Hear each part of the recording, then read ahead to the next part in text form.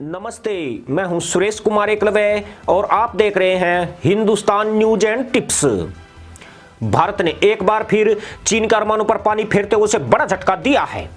पिछले 8 साल से भारत को अपने जाल में फांसने की कोशिशों में लगे चीन को पीएम मोदी की दूरगामी सोच ने चित कर दिया है। क्षेत्रीय समग्र आर्थिक साझेदारी यानी आरसीईपी से भारत का हटना चीन के लिए किसी सदमे से कम नहीं है, क्योंकि उसके द्वारा आरसीईपी को अमली जामा पहनाने का मकसद भारतीय बाजार पर कब्जा करना था। चूंकि भारत आत्मनिर्भर भारत मिशन के तहत लोकल टू वोकल पर जोर दे रहा है, इसलिए चीन के मंसूबे अधर में रह गए। अधर में इसलिए क्योंकि जापान और ऑस्ट्रेलिया ने आरसीईपी में भारत की भागीदारी का रास्ता खुला रखा है, यानी भारत को जब उचित प्रतीत होगा वह आरसीईपी का सदस्य बन जाएगा। इससे पहले यह समझे कि आरसीईपी क्या मसला है, पहले यह जान लीजिए कि चीन ने आसियान देशों के साथ मिलकर एक ऐसा गुट बनाने की स्कीम तैयार की थी जिनमें आपसी व्यापारिक संबंध ज्यादा मजबूत हो और क्षेत्रीय व्यापार बेहद सुगम और सस्ता हो जाए। चीन का तर्क था कि इससे आसियान देशों को आर्थिक प्रगति में बेहतर मौके उपलब्ध होंगे, साथ ही आसियान देशों के एक दूसरे के बाजारों में सीधी पहुंच हो जाएगी। यानी चीन द्वारा दिखा गया यह सपना ऊपर से सोना ही सोना लगता था, मगर इसके पीछे चीन का खौफनाक षड्यंत्र भी छुपा था, जिसके बारे में हम आगे विस्तार से बात करेंगे। आरसीईपी का विचार सबसे पहले 2011 में बाली में हुए आसियान शिखर सम्मेलन में प्रस्तुत किया गया था, जिस पर रविवार को चीन, जापान, दक्षिण कोरिया समेत आसियान के 10 देशों ने हस्ताक्षर किए हैं। ये देश कौन कौन से हैं, अब जरा इनके बारे में भी जान लीजिए। इनमें Philippines, Vietnam, Singapore, Indonesia, Thailand, Malaysia, Laos, Cambodia, Myanmar और ब्रुनेई शामिल है। आसियान के ये देश बहुत छोटे हैं और इनकी अर्थव्यवस्था $0.5 ट्रिलियन से भी ज्यादा नहीं है। इंडोनेशिया जरूर इस मामले में थोड़ा बहुत आगे है, जो 40 करोड़ आबादी के साथ दुनिया का चौथा बड़ा बाजार है। बाकी के 9 देश कम जनसंख्या और कम उत्पादन क्षमता वाले देश हैं। इनमें ज्यादातर देशों की जमीनी सीमाएं एक दूसरे से मिलती है और चीन की निगाह इसी खास वजह पर टिकी है, पर असली वजह और भी है। दुनिया की करीब 1/3 आबादी इन्हीं 15 देशों में रहती है। एक अनुमान के अनुसार एशिया पैसिफिक के इन देशों के पास $26 खरब की अर्थव्यवस्था है। इसलिए चीन के लिए रीजनल कॉम्प्रहेंसिव इकोनॉमिक पार्टनरशिप को मूर्त रूप देना आन का सवाल बन गया था। दरअसल आरसीईपी के तहत सभी सदस्य देशों के लिए व्यापार का एक ही नियम लागू होगा, यानी कोई भी देश इसके लिए अलग से कोई नया नियम नहीं बनाएगा। आरसीईपी का कोई भी देश अलग से ड्यूटी और अन्य टैक्स भी नहीं बढ़ा सकेगा। सभी सदस्य देश एक ही नियम पर आयात निर्यात करेंगे। अभी तक जिन देशों ने विविध देशों पर आयातित सामान पर जो शुल्क लगाए हैं वे पूरी तरह समाप्त हो जाएंगे। उदाहरण के लिए भारत को चीन एक टॉर्च का निर्यात करता है, जिसका मूल्य ₹10 रखा गया है। भारत सरकार उस पर 10% ड्यूटी लगाती है, तो वह टॉर्च ₹11 की भारतीय बाजार में पहुंचती है। अब अगर आरसीईपी के तहत इस ड्यूटी में 90% तक की कटौती की जाए तो यह भारत में और सस्ते दाम में पहुंचेगी, जिससे आम उपभोक्ता को तो बड़ा फायदा होगा। इससे उपभोक्ता के पैसों की बचत भी हो जाएगी और इससे उसकी खरीदारी में तेजी आएगी। यह चीन का विचार है, जो ऊपर से बहुत ही सुंदर दिखता है, पर इसके पीछे असली खेल समझना भी ज्यादा जरूरी है। इससे भारत के राजस्व पर एक बड़ा असर पड़ेगा।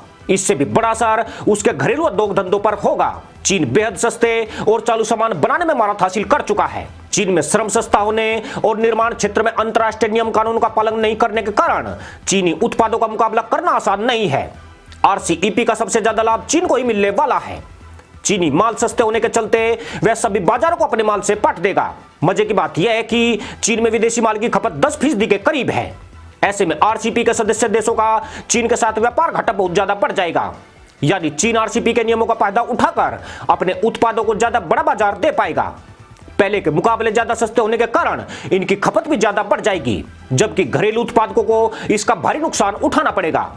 जो छोटे देश चीन के सब्जबाग में फंसकर आरसीईपी से जुड़ गए हैं, उन्होंने एक तरह से अपनी तबाही पर हस्ताक्षर कर दिए हैं, क्योंकि इन देशों में उत्पादन के मुकाबले खपत बहुत ज्यादा है। अगर इन देशों में कुछ सामानों का उत्पादन होता है तो जरूरी नहीं है कि वे चीन के बाजार में टिक पाएंगे, जबकि चीन दावा कर रहा है कि आप अपना माल चीन के बाजार में भेजिए, पर उस माल की चीन में खपत की गारंटी चीन नहीं देता है।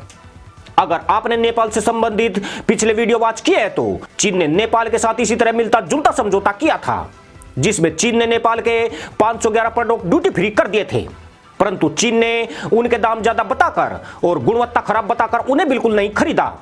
बाद में चीन ने 511 उत्पादों की सूची 121 कर दी।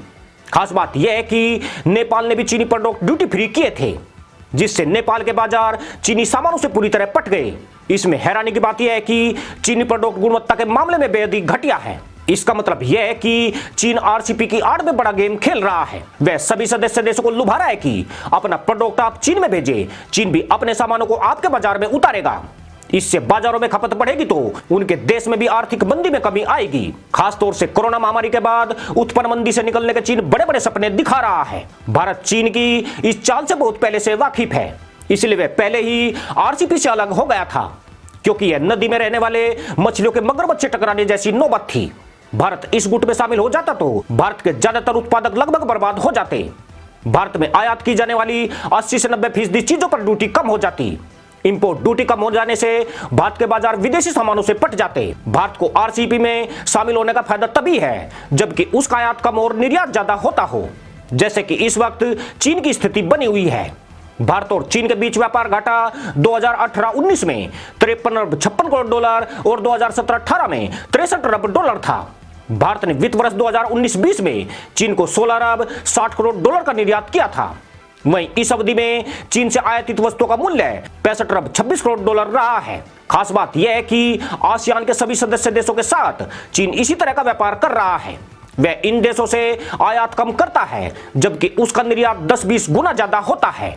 ऐसे में अगर यह देश ये सोचते हैं कि चीन में इंपोर्ट ड्यूटी कम होने से उनके उत्पादों की खपत बढ़ जाएगी तो यह उनकी बड़ी भूल साबित होगी। चीन एक ऐसा चालू देश है जो शुरुआत में जरूर इन देशों से ज्यादा माल खरीद सकता है, मगर साल 6 महीने बाद वह फिर से चालबाजी पर उतर जाएगा। उसके बाद इन देशों के लिए चीनी सामानों से पीछा छुड़ाना बेहद कठिन हो जाएगा। आज भारत इसका एक जीवित उदाहरण है, जहां बहुत कोशिशों के बावजूद भी चीनी प्रोडक्ट से पूरी तरह मुक्ति नहीं मिल पाई है, जबकि भारत सरकार इसके लिए एडी चोटी का जोर लगा रही है। चीनी प्रोडक्ट का चक्रव्यूह तोड़ना बहुत बड़ी चुनौती है। एक बार वह बाजार तक पहुंच गए तो फिर वह सभी को अपने मोह पास में जकड़ लेते हैं। भारत को आरसीपी में शामिल होना जरूर चाहिए, मगर वह ऐसे कदम तभी उठाए जबकि भारत प्रोडक्ट गुणवत्ता और मूल्य में चीन को टक्कर देते हो। इसी के साथ अनुमति दोस्तों। जय जवान, जय किसान, जय हिंद, वंदे मातरम।